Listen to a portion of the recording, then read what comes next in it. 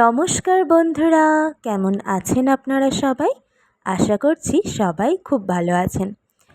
এই ভিডিওটি যেটা আপনারা দেখছেন সেটা আমার শুভ নববর্ষের দিন সন্ধ্যাবেলা অফিস ফেরত বেরিয়ে দুজনেই ভীষণ ক্লান্ত শরীরে ঠিক করেছিলাম যে না, নিজেদের নববর্ষটাকে এবার একটু স্পেশাল করতে হবে। তাই জন্য দুজনে সাজুগুজু তো করে নিয়েছিলাম, কিন্তু কোথায় যাব কিছুই মাথায় ঢুকছিল না। তারপর মনে পড়লো যে আমাদের বাড়ির সামনেই একটা আনন্দমেলা হচ্ছে, তাই ওই একটু টুকটাক রেডি হয়ে চলে গিয়েছিলাম মেলায়।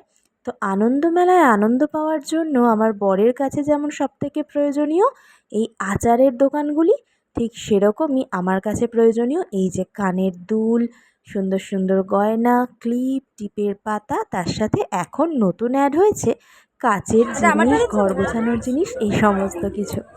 যাই হোক, মেলাটা খুব একটা বড় না হলেও বেশ কয়েকটা দোকান বসেছিল। তো ওখান থেকে দুজনের জন্য আচার নিয়ে নিলাম, ওর জন্য মিষ্টি আচার আর আমার জন্য একটু টকটক আচার।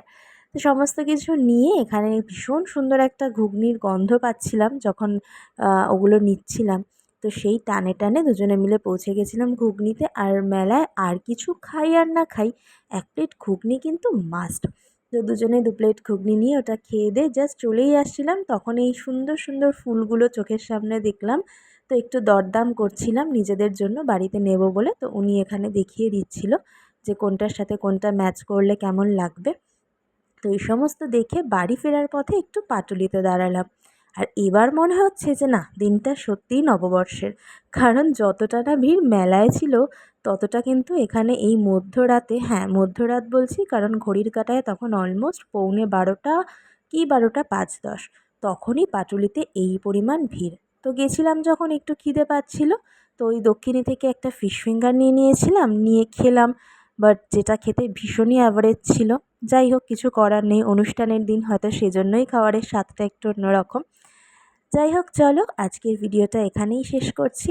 সবাইকে আমার তরফ থেকে জানাচ্ছি শুভ নববর্ষের প্রীতি, শুভেচ্ছা এবং ভালোবাসা। যদিও অনেকটা লেট হয়ে গিয়েছে, তবুও চলো আজকের জন্য এটুকুই। দেখা হচ্ছে খুব তাড়াতাড়ি।